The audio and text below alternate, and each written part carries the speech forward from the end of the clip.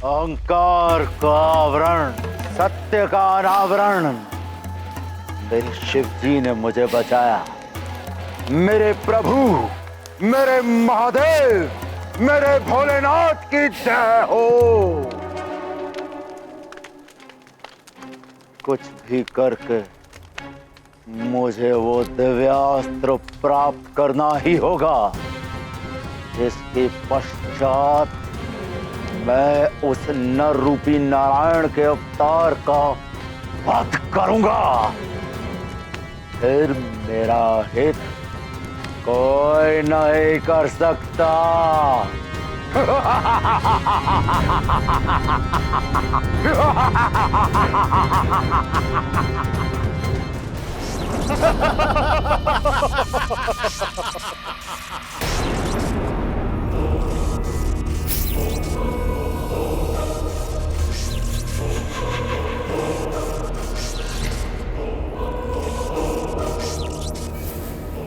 समय व्यतीत होता जा रहा है और यक्षराज मुझे अपनी क्रीड़ा में उलझा रहे हैं। मुझे शीघ्र अतिशीघ्र इस व्यू से निकलना होगा। 4 मार्ग तो दिखाई दे रहे हैं निकलने के लिए और ये कह रहे हैं कि एक ही मार्ग है। प्रभु, यक्षराज ने तो यक्ष व्यू की नहीं, मृत्यु व्यू की रचना कर दी है। और हनुमान के पास तो दिव्य वरदानों की शक्ति भी नहीं है। अब क्या होगा प्रभु? देवी देवताओं के वरदान अब भले ही हनुमान के पास नहीं है, किंतु उसकी मूल शक्तियां तो उसके पास हैं।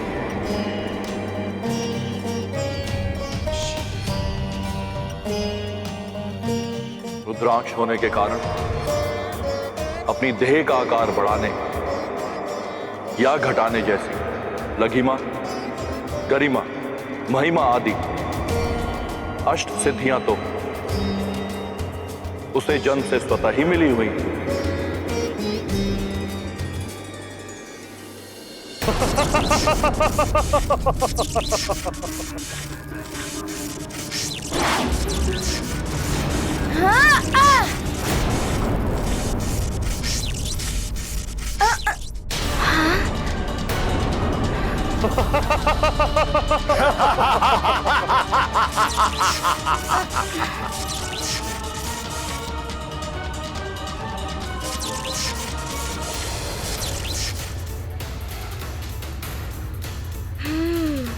तो ये बात है, ये उचित मार्ग नहीं है। मुझे शीघ्र ही उचित मार्ग ढूंढना होगा।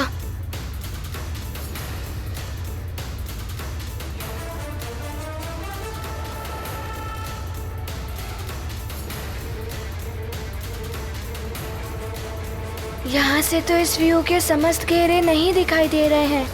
पुनः प्रयास करता हूँ।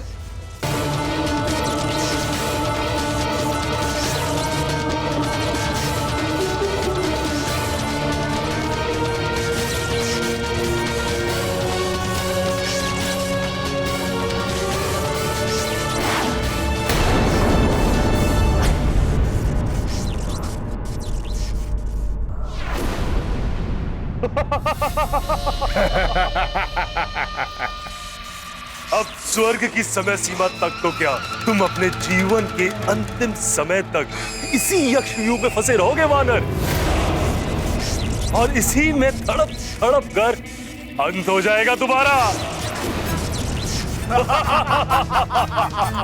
नहीं यक्षराज, मुझे मेरी माँ को मुक्त कराना है और मैं माँ को मुक्त कराकर ही रहूंगा।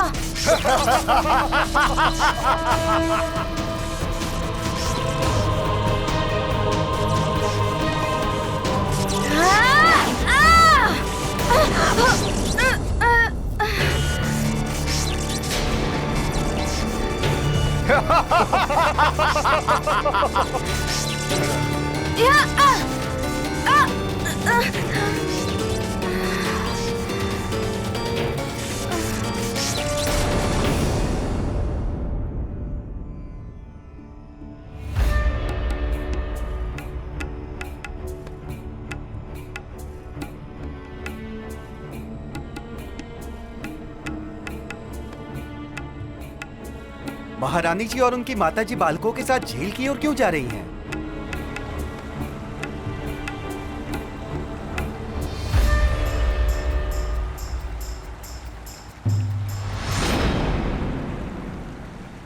महारानी माँ, आप इस शिला पर अपनी इच्छा लिख दें। लिखकर इस झील को प्रणाम करके आप इस जल में प्रवाहित कर दें। फिर देखिएगा ईश्वर कितनी शीघ्रता से आपकी मनोकामना पूर्ण करते हैं। आपको भी ऐसा ही करना है नानी माँ। हमने जब भी कोई इच्छा लिखकर जल देवता को अर्पित की है वो अवश्य पूर्ण हुई है।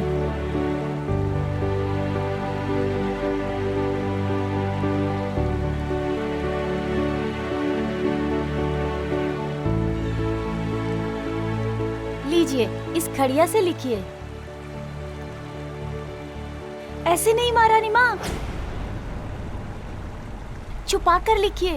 अपनी इच्छा सबको दिखाकर नहीं लिखते।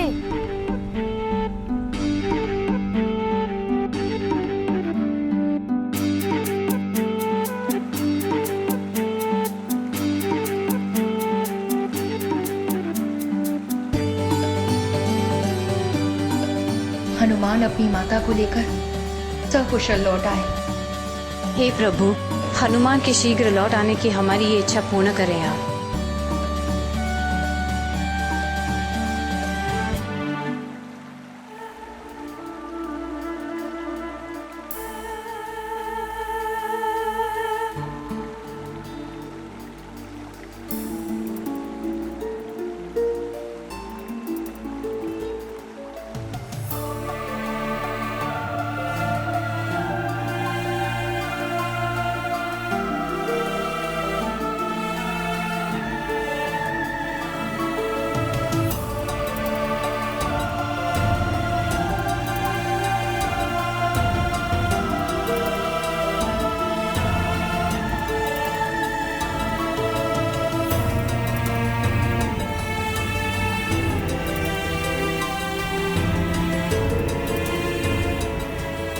महारानी माँ और नानी माँ की इच्छा पूर्ण हो प्रभु।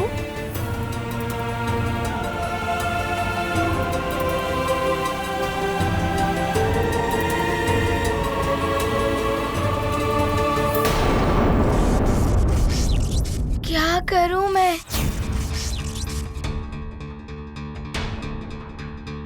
माँ, माँ। हनुमान, यदि शांत मन से कार्य किया जाए तो तुम्हारी शक्तियां तुम्हारी मित्र हो सकती हैं, और यदि वही कार्य श्रोध और क्षोभ में किया जाए तो तुम्हारी शक्तियां तुम्हारी ही शत्रु बन जाती हैं।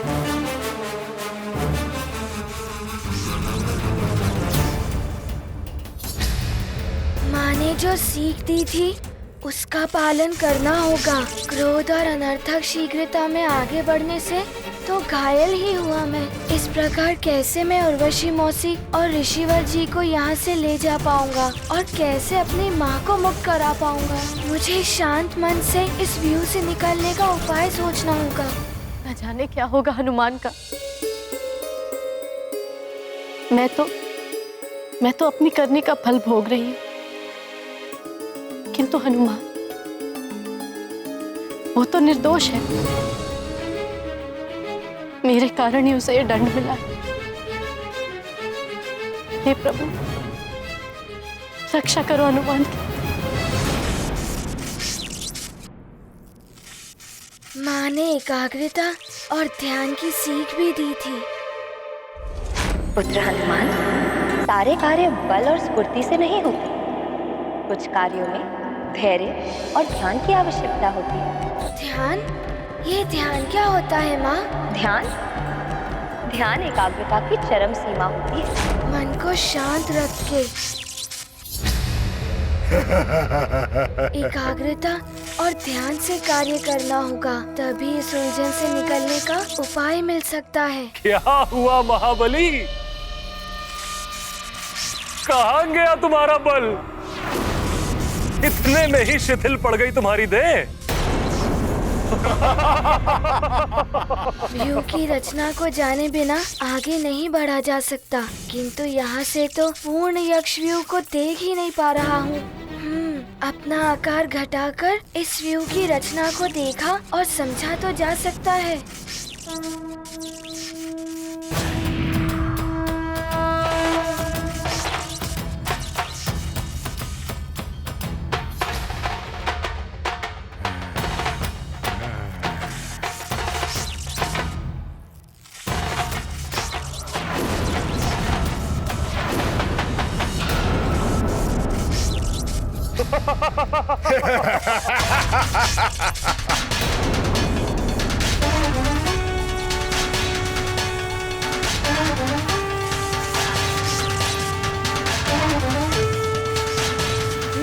तो ये है इस यक्षव्यूह की संपूर्ण रचना। अब पूर्ण एकाग्रता और ध्यान से इस व्यू की रचना को मस्तिष्क में बिठाना होगा।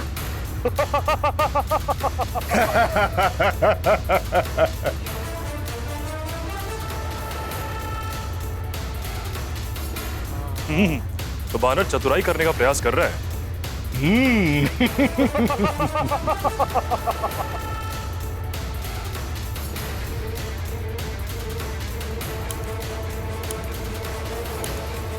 अरे हम भी अपनी इच्छा इन शिलाओं पर लिखेंगे। हाँ, मैं भी लिखकर जल में प्रवाहित करूंगा। हम भी लिखेंगे प्रभु, हमारी भी इच्छा पूरी करेंगे। ये तो उत्तम विचार है। चलो चलो।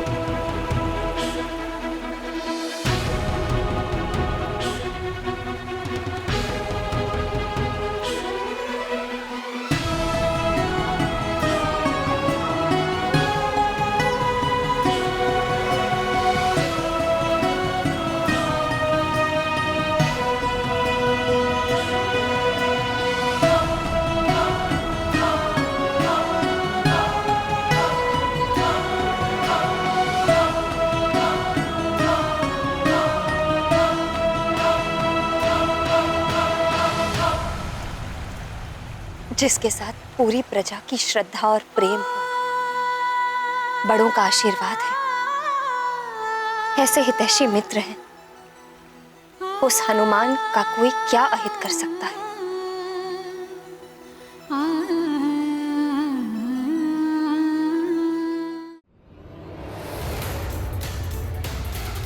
जी भर के देख लो वानर, तुम अपनी देह छोटी करके भी इस यक्षव्यूह से नहीं निकल पाओगे।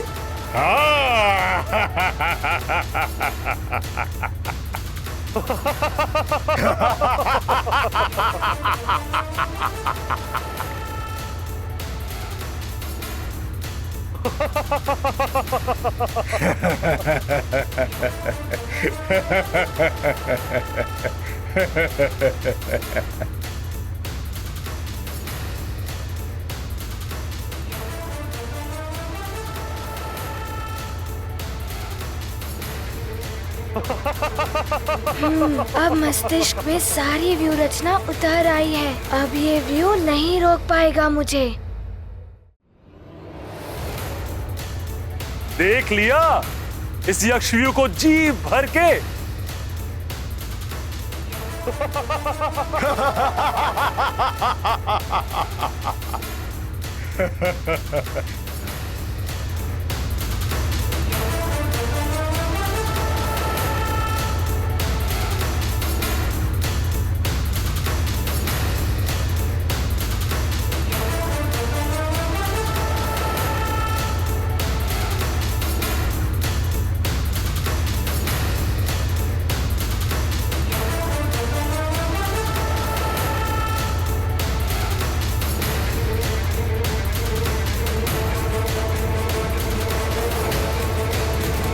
मैं दैत्य गुरु हूं, तुम्हारा सेवक नहीं कि जब चाहो तुम मुझे बुला लो।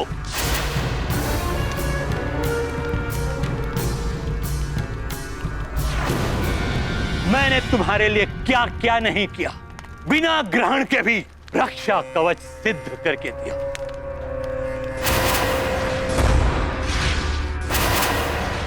तुम्हारे कहने पर अपने कर्तव्यों के विरुद्ध जाकर अपने ग्रह दशा परिवर्तित की, और तुम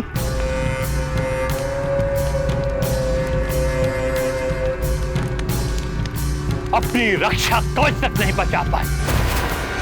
क्षमा करे, क्षमा करे दैत्य गुरु। भले ही मैं अपना रक्षा कवच नहीं बचा सका, परंतु परास्त होकर पीछे भी नहीं हटा था मैं, और अब भी शांत नहीं बैठा हूं मैं। उस नारायण के नर रूपी अवतार को ढूंढने के लिए अपने विशेष गुप्तचर योद्धाओं को भेजा है। अब नारायण अधिक समय तक नहीं छुप पाएगा। परंतु इस बार पहले जैसी मूर्खता मत कर। दैत्य गुरु, शांत हो जाओ रावण, शांत हो जाओ।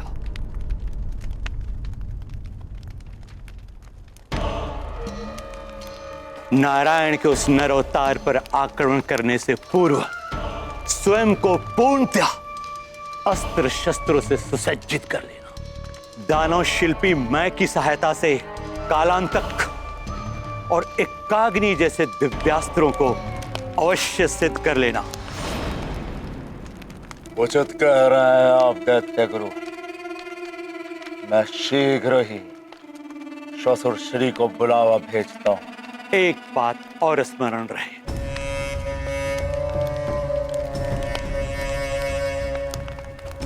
शिव जी की भक्ति ने ही तुम्हें शक्ति प्रदान की है, और उनकी शरण कभी मत छोड़ना। शिव जी से जो मिलना था मिल चुका है, अब वो और क्या देंगे। उस दिन भी वो उस वानर और मेरे बीच यदि नहीं आते तो वानर मेरे हाथों मारा जाता।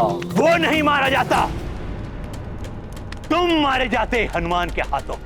उन्होंने तुम्हारे प्राण बचाए हैं रावण। रावण, इस अहंकार के आवरण को हटाओ अपने नेत्रों से और सत्य को देखना आरंभ करो। हरा कल्याण।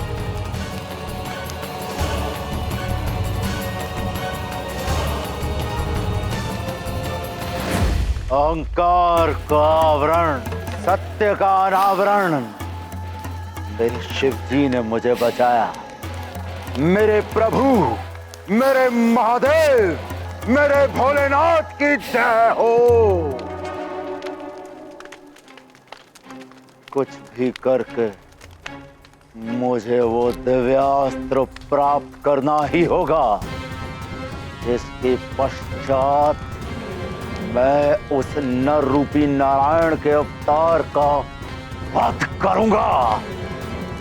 फिर मेरा हित कोई नहीं कर सकता।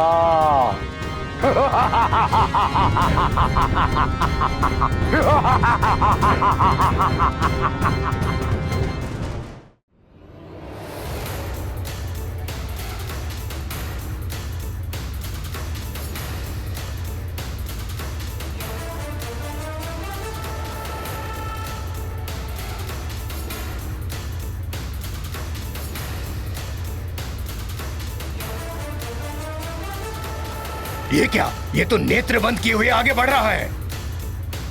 बढ़ने दो, मृत्यु की तरफ उठ रहे हैं इसके पांव।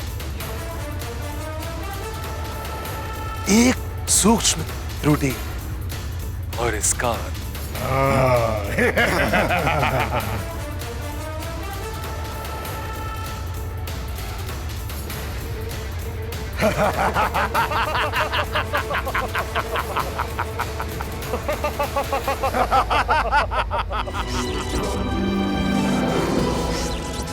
ये तो तीसरे घेरे तक आ गया। इसने यक्षव्यूह की रचना को समझ लिया। मैं इस यक्षव्यूह की रचना को ही परिवर्तित कर दूंगा। फिर नहीं निकल पाएगा ये इस घेरे से।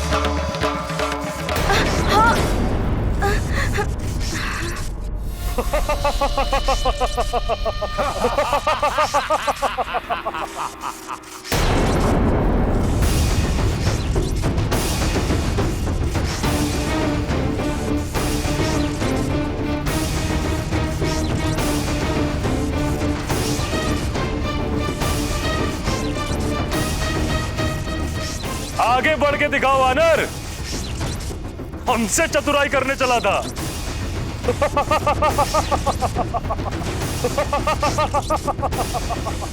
इस समय मेरे पास भले ही वरदानी शक्तियाँ नहीं, किंतु माँ का आशीर्वाद अवश्य है। मैं युद्ध करूँगा।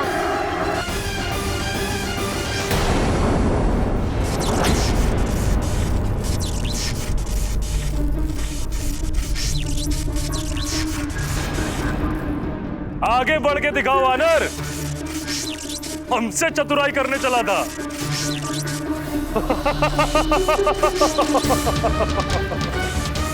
मैं पुनः व्यू रचना देखने का प्रयास करूंगा तो ये पुनः उसे परिवर्तित कर देंगे। इस प्रकार तो मैं कभी बाहर निकल ही नहीं पाऊंगा।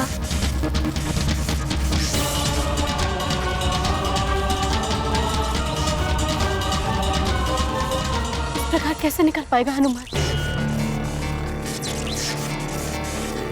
5 दिन में तो अब कुछ ही समय शेष है।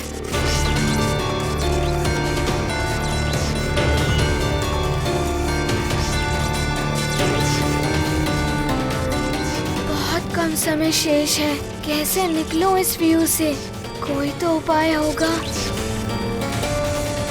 माँ, पिताश्री, पिताश्री, यदि किसी युद्ध में मेरे हाथ से शस्त्र छूट जाए, मैं निहत्था हो जाऊं और मेरे बचाव के लिए मुझे कोई मार ना सूझे, तो मुझे इस स्थिति में क्या करना चाहिए? ऐसे में पुत्र, एकमात्र यही उपाय रह जाता है जिससे तुम अपनी रक्षा कर सकते हो। ऐसे में शत्रु को ही अपनी ढाल बना लो। ऐसे ही रुके रहो हनुमान, इसी में तुम्हारी भलाई है।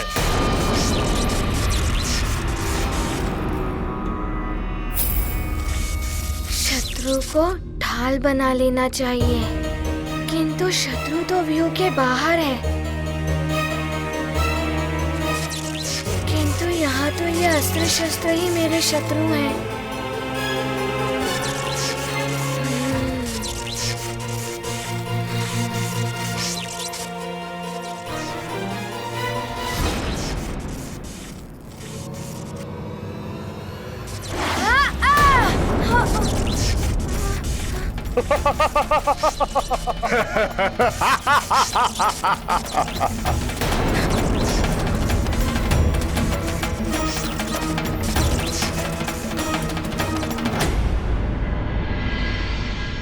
न जाने हनुमान कब आएगा। उसकी प्रतीक्षा की घड़ियां लंबी होती जा रही। धीरज धरो पुत्री, हम तुम ही नहीं, उसके मित्र, सुमेरु की सारी प्रजा सब व्याकुलता से उसकी प्रतीक्षा कर रहे हैं। वो आएगा, शीघ्र आएगा। अंजना! अंजना! बहुत ही उद्विग्न दिखाई दे रहे हैं केसरी जी। अवश्य ही कोई गंभीर बात है। ये क्या है अंजना?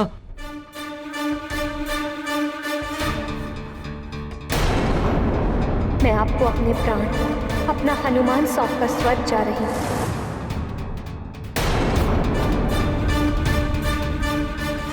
आज सच में कुछ अपरिचित सी, कुछ अलग सी क्यों लग रही है अंजना? हुआ क्या केसरी जी? ऐसा क्या है इसमें जो आप इतनी गंभीरता से अंजना को दिखा रहे हैं? इसके व्यवहार से प्रतीत हो रहा है जैसे ही इस पत्र को पहचानती नहीं। अंजना, तुम इस पत्र को पहचानती हो या नहीं? केसरी जी इस पत्र के बारे में ऐसे क्यों पूछ रहे हैं? मेरे प्रश्न का उत्तर दो अंजना। तुम इस पत्र को पहचानती हो या नहीं?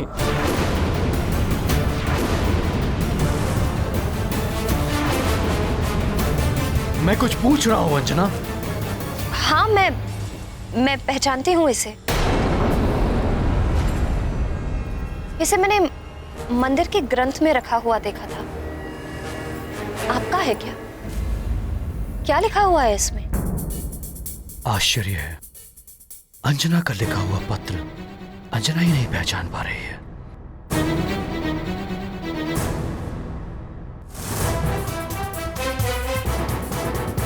या तो इसे स्मरण नहीं, या ये मेरी अंजना नहीं। कुछ तो रहस्य है। ऐसा क्या है इसमें केसरी जी? कुछ तो ऐसा है इस पत्र में मां, जो एक अबूझ पहेली बनकर मेरे मन को उलझा रहा है।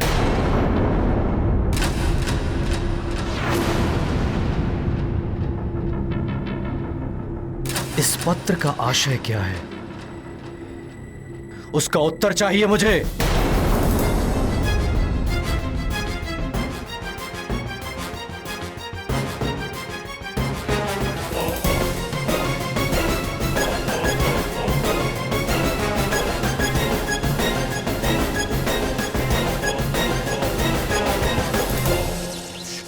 अति आनंद।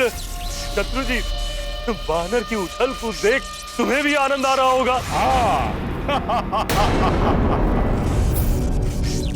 किंतु यक्षराज, ये वानर सारे अस्त्र शस्त्र क्यों एकत्रित कर रहा है? अरे वानर बुद्धि है ना, सोच रहा है सारे अस्त्र शस्त्र निकाल लेने से व्यू खंडित हो जाएगा। बालक के मन में अवश्य कोई योजना चल रही है। क्या हुआ वानर, रुक क्यों गए? समझ में आ गया होगा, इस प्रकार का प्रहार कैसे सह सकता है? पीड़ा सहने की भी अपनी एक सीमा होती है देह की। है तो एक बालक ही ना।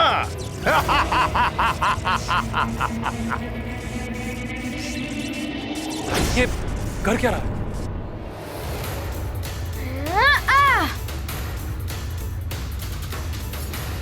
अब आनंद आएगा, अब आनंद आएगा।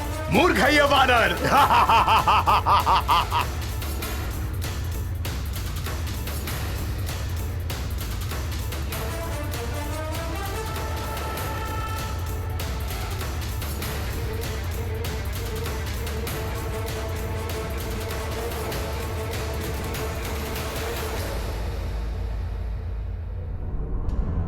हो सकता है अंजना ने ये पत्र लिखकर मंदिर में रखा हो।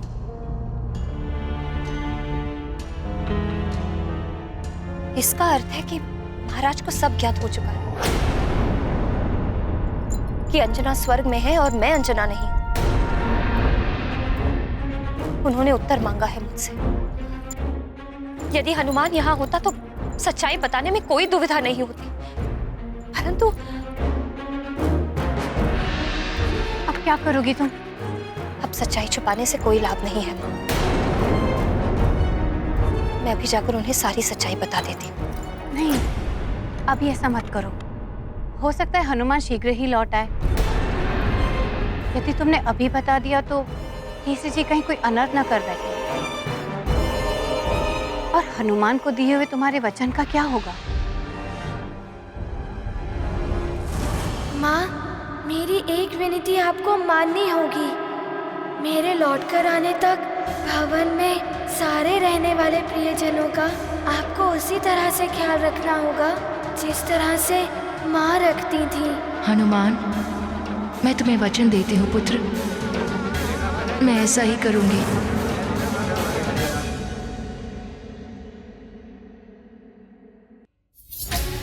हे प्रभु, अब तुम ही सबकी रक्षा करो, कोई अनर्थ ना हो पाए। हनुमान! नहीं हनुमान, यदि तुम्हें कुछ हो गया तो मैं अपने आप को क्षमा नहीं कर पाऊंगी। हनुमान, हनुमान!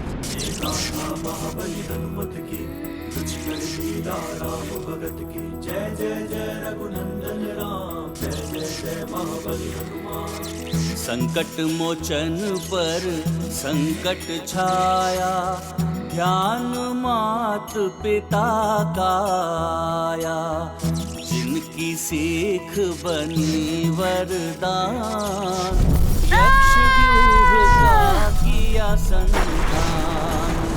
अस्त्र का लौटाया वार, किया हनुमत ने प्रबल प्रहार, ध्वस्त हुआ व्यूह टूटे बंधन, विजय पथ पर केसरी नंदन।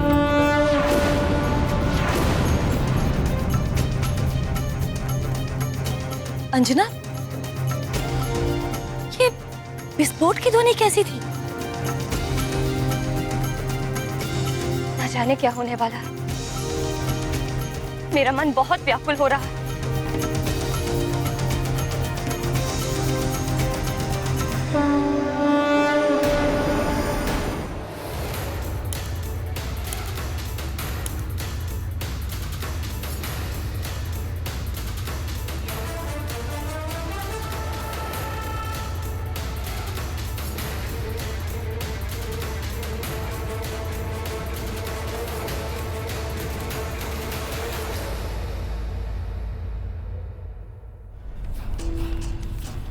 श्वासुर श्री, देवताओं के शिल्पी विश्वकर्मा ने तो अनेक दिव्यास्त्र बनाए हैं देवताओं के लिए। आप हम दानवों के शिल्पी हैं। आपने ऐसा कौन सा महाविध्वंसक अस्त्र या शस्त्र बनाया है हम असुरों के लिए? शीघ्र दिखाइए मुझे। अवश्य लंकेश, मेरे बनाए हुए अस्त्र भी महाविनाशक हैं, दिखाता हूं।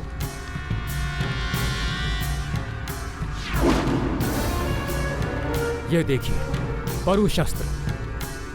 इसकी तीव्र धार प्रस्तर से लेकर के लौह तक एक ही वार में काट सकती है। इसके पीछे जो नोक है, ये बाण की भांति किसी भी वस्तु को भेद सकती है।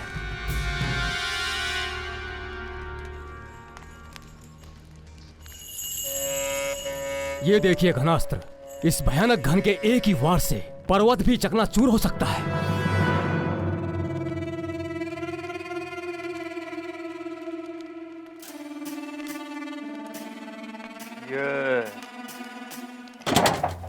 तुच्छ शस्त्र मुझे मत दिखाइए श्वासुर श्री। कदाचित ये सब असुर सैनिकों के हाथों में शोभा दे सकते हैं, परंतु लंकेश दशानन के हाथों को छूने के भी योग्य नहीं है ये। यदि आपने कोई दिव्यास्त्र बनाया है तो वो दिखाइए। दिखाता हूं।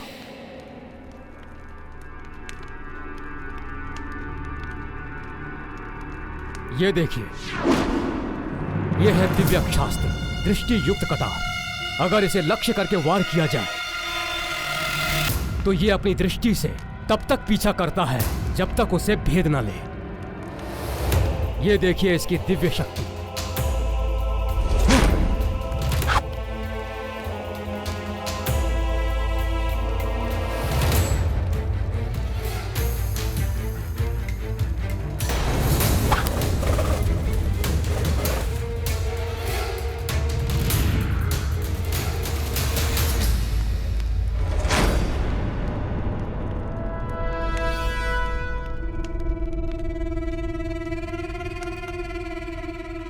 अच्छी कटार है,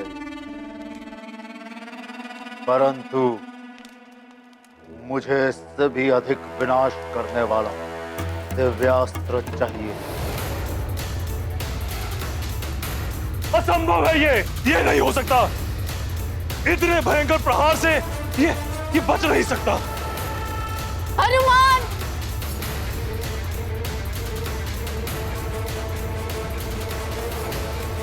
वहीं रुक जाओ बालक। एक व्यू तोड़ के ये मत समझना कि तुम योद्धा हो। ये यक्ष लोक है। तुम यक्ष लोक से कभी नहीं निकल पाओगे और ना ही तुम्हें कभी तुम्हारी मां मिलेगी। वो रह जाएंगी स्वर्ग में और तुम यही यक्ष लोक में।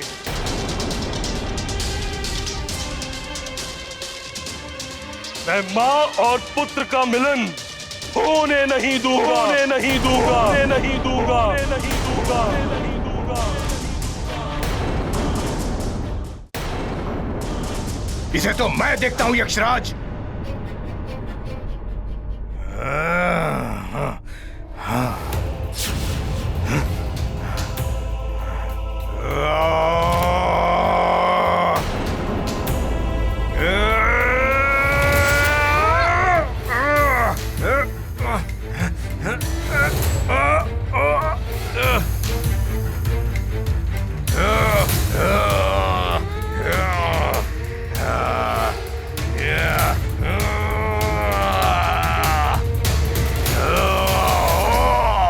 मुझे मेरी माँ को मुक्त कराने से कोई नहीं रोक सकता। मैं रोकूंगा तुम्हें।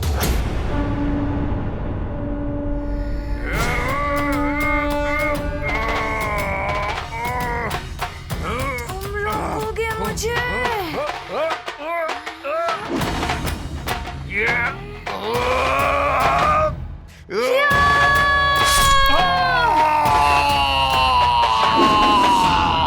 दुष्ट वानर, तूने लंकेश्वर के प्रधान सेनापति शत्रुजीत का वध कर दिया।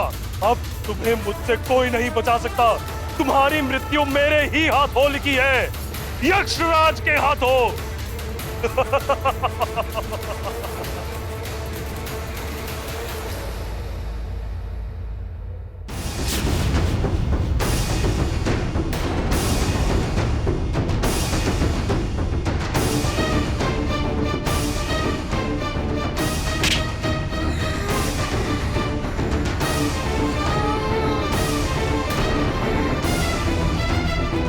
मुझे मेरी माँ से मिलने से कोई नहीं रोक सकता। मुझे शीघ्र ही ऋषिवर जी को लेकर स्वर्ग पहुँचना होगा। मुझे मेरी माँ को मुक्त कराना है।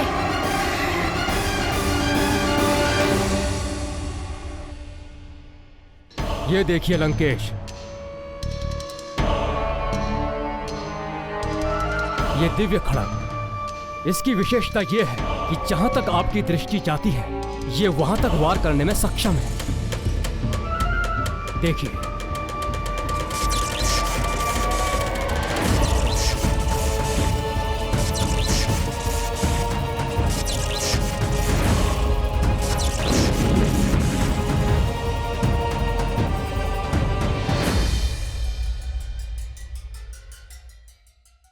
आपके इन दिव्यास्त्रों में ऐसा कौन सा दिव्यास्त्र है जो नारायण के नर अवतार का अंत कर सके?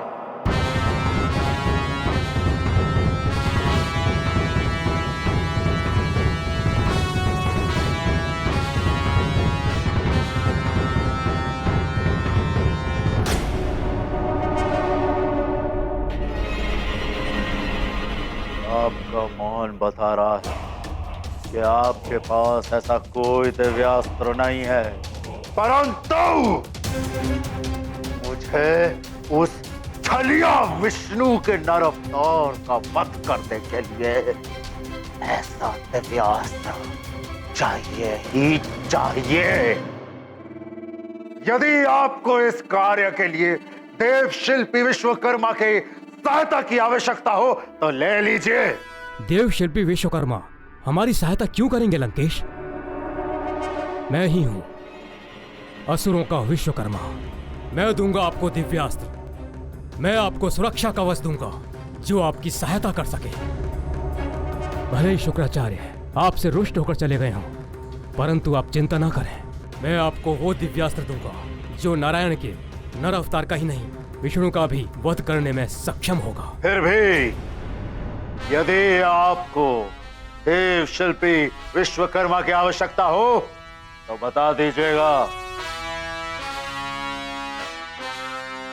रावण है हम, नवग्रहों को तक बंदी बना दिया था हमने। विश्वकर्मा को विवश करना तो साधारण सी बात है।